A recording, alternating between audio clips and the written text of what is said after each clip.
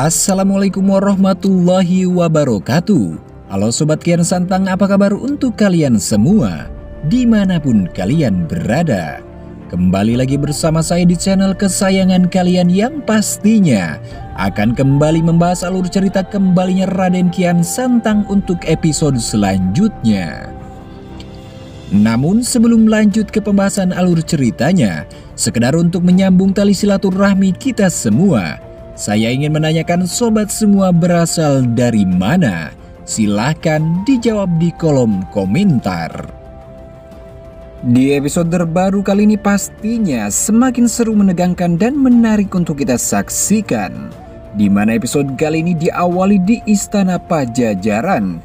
Seorang pemuda berjubah hitam berkulit putih bersih, rambut hitam dengan poni di depannya, mata berwarna coklat, muda tengah berlatih ilmu kanuragan di halaman istana. Dan dia adalah Raden Kian Santang. Setiap hari dan setiap waktu, ia terus mengasah kemampuan ilmu kanuragannya hingga ia tidak menyadari kalau Dewi Rengganis datang menemuinya. Dewi Rengganis datang ke halaman istana dan menghampiri Kian Santang. Raden, panggil Dewi Rengganis dengan lembut. Tidak ada jawaban dari Kian Santang. Raden, panggil Dewi Rengganis dengan sedikit nada tinggi. Tapi tetap Kian Santang tidak menghiraukan panggilannya. Karena merasa kesal panggilannya tidak dijawab, ia menarik lengan Kian Santang. Sontak Kian Santang terkejut dan menghentikan latihannya. "Kenapa kau mengganggu latihanku, Nyimas?" tanya Kian Santang. "Apa kau tidak mendengar dari tadi aku memanggilmu? Tapi kau tidak menghiraukan panggilanku, Raden." "Tidak, aku tidak mendengar kau memanggilku, Nyimas," jawab Kian Santang. Lalu setelah itu ia melanjutkan latihannya kembali. Dewi Rengganis yang sudah kesal langsung meninggalkan Kian Santang. Ia pergi keluar gerbang istana.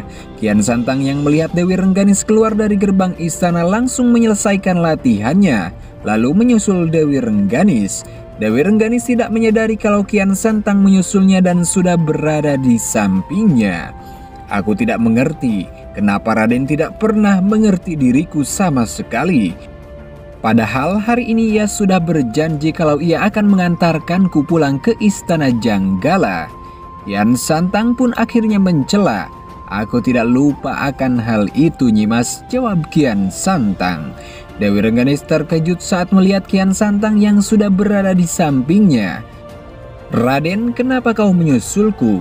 Bukankah kau tidak peduli kepadaku?"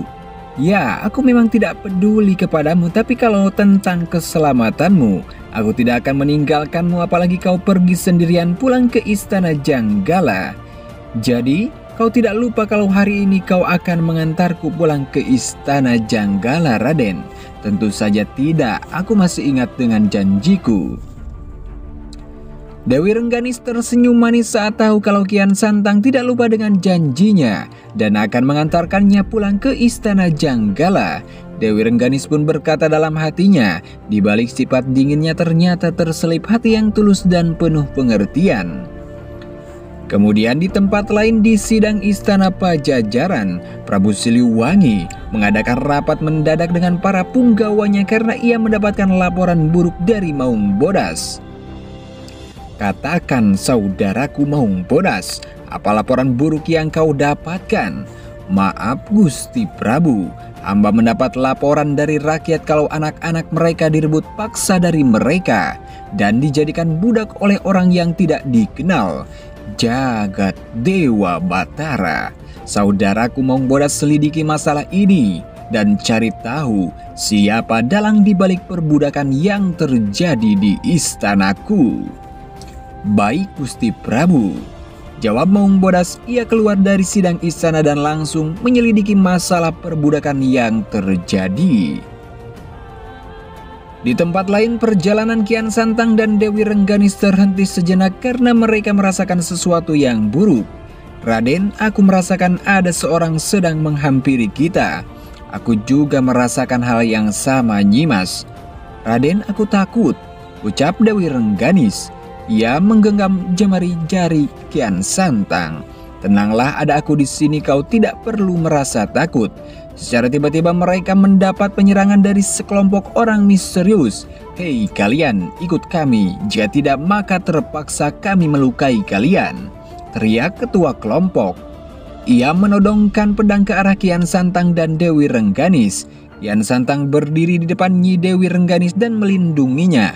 "Berani sekali kau menodongkan pedang ke arah seorang wanita," ucap Kian Santang dengan nada tinggi. "Kenapa kau tidak suka jikalau aku menodongkan pedang ke arah wanita cantik yang berada di belakangmu itu? Aku akan membungkam mulutmu, Paman."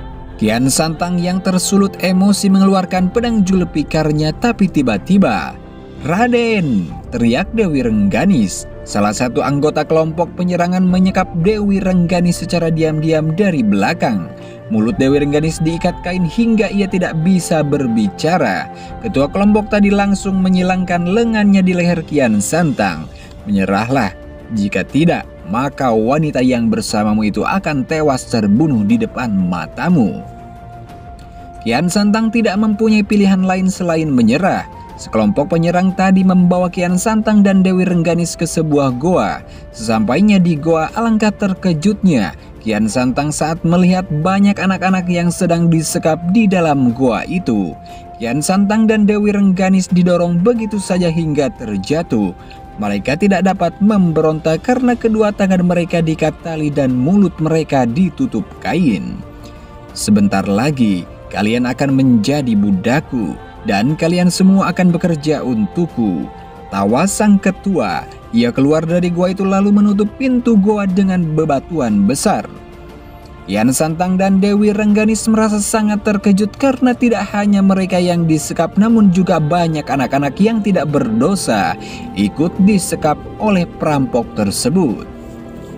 Kian Santang berusaha membuka ikatan tali yang mengikat tangannya. Tidak lama akhirnya ikatan tali itu terbuka. Ia juga membuka kain penutup mulutnya. Lalu setelah itu ia membantu Dewi Rengganis melepaskan ikatan tali di tangannya dan mulutnya. "Nyimas, kau baik-baik saja?" "Aku baik-baik saja, Raden. Syukurlah." Kian Santang mendekat ke arah anak-anak yang ikut disekap dan membuka satu persatu tali yang mengikat mereka. "Nyimas, aku akan berusaha membuka pintu goa ini. Lalu setelah itu kau harus pergi menjauh dari goa ini bersama anak-anak." "Baik, Raden." Kian Santang berusaha membuka pintu goa dengan jurus napak sancang namun gagal. "Aku harus menggunakan jurus Braja Musti untuk membuka pintu goa ini." Kian Santang akhirnya mengeluarkan jurus Braja Mustinya lalu berusaha membuka pintu goa. Akhirnya pintu goa berhasil dibuka. Bebatuan yang menutup pintu goa langsung hancur akibat jurus Braja Musti Kian Santang. "Mari Nyimas, kita keluar dari goa ini bersama anak-anak ini." "Mari Raden." Nyimas Dewi Rengganis membawa semua anak-anak korban penyekapan keluar terlebih dahulu, lalu setelah itu Kian Santang. Namun tiba-tiba telapak kaki Kian Santang digigit oleh kelabang yang cukup besar. Teriak Kian Santang sambil kesakitan. Gigitan dari kelabang itu membuat Kian Santang tak berdaya. Nyimas Dewi Rengganis khawatir dengan keadaan Kian Santang. "Raden, pergilah Nyimas, bawa semua anak-anak itu bersamamu." "Tidak Raden, aku tidak akan meninggalkanmu sendiri di sini. Jangan pedulikan diriku, cepat pergi dari sini dan bawa anak-anak itu bersamamu. Beritahu semua kejadian ini kepada Ayahanda Prabu Siliwangi." Dewi Rengganis tidak punya pilihan lain selain meninggalkan Kian Santang.